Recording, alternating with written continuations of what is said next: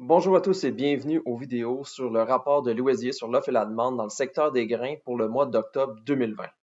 On peut dire que les marchés ont été plus que satisfaits des corrections apportées par l'USDA étant donné que les contrats à terme ont clôturé en hausse pour le maïs et le soya.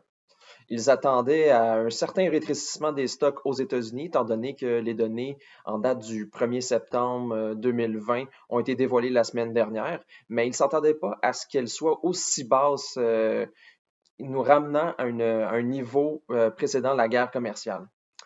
Commençons tout d'abord par le maïs. Aux États-Unis, pour 2020-2021, l'USDA a réduit les superficies ensemencées et récoltées de 1 million d'acres et a révisé en légère baisse le rendement du maïs de 0,1 boisseau à l'acre.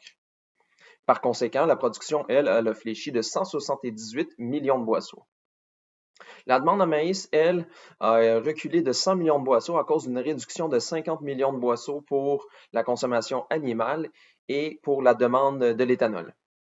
Les stocks, eux, se sont amenuisés de 336 millions de boisseaux pour les situer à 2,17 milliards de boisseaux, soit les plus faibles depuis 2017.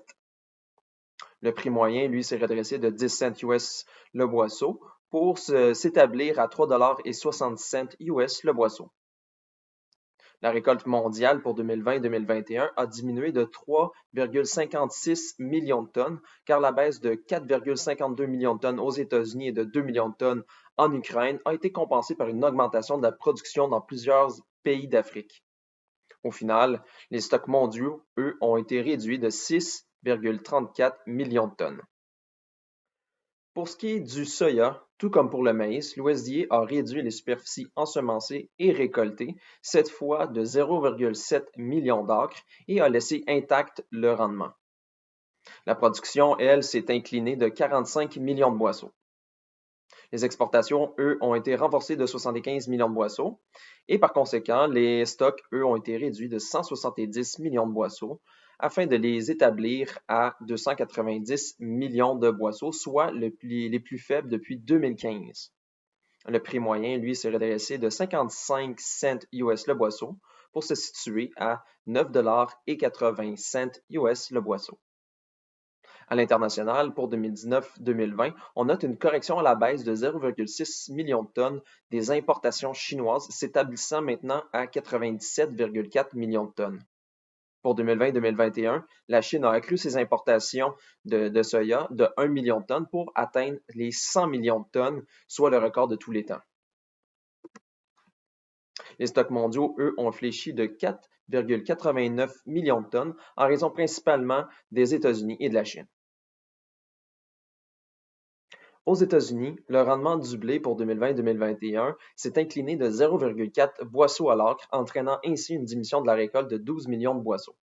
La demande fourragère a été renforcée de 10 millions de boisseaux. Par conséquent, les stocks, eux, ont fléchi de 42 millions de boisseaux pour se situer à 883 millions de boisseaux, soit les plus faibles depuis 2014.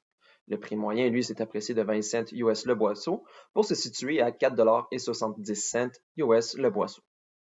Sur l'échiquier mondial, l'USDA a fortement redressé la récolte de blé russe de 5 millions de tonnes à la suite d'une révision du gouvernement russe, compensant ainsi la baisse de 1 million de tonnes au Canada, de 0,5 million de tonnes en Argentine et de 1,5 million de tonnes en Ukraine.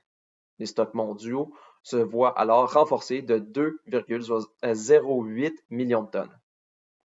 Ceci est un résumé de notre analyse sur le rapport de l'USDA. J'espère que cela vous a plu. Si vous voulez en lire davantage, je vous invite à consulter notre texte complet au www.pgq.ca.